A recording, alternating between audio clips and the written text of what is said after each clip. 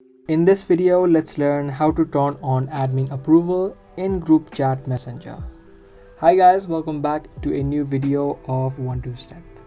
If you also want to add in or turn on the admin approval for your group chat that you created, let me show you how it's done. Now, in order for you to turn on this option, you'll need to be the admin of the group. Only if you're the admin, you'll be able to see an option of turning on the admin approval. So first of all, open up the group that you created and tap on the eye icon on the top right. From here, if you scroll down under chat info, you'll see member request. Tap on this option and you can just toggle this option on.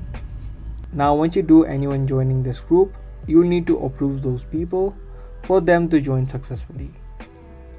And you can see the member request says on right now, which means the admin approval now has been successfully turned on your group chat of Messenger. So that was the exact video. I hope you guys liked this video and found this video helpful. If you did, be sure to subscribe, share, and also give this video a thumbs up. If you have any questions related to the video, make sure that you comment down below. I'll see you guys in the next one. Thanks for watching.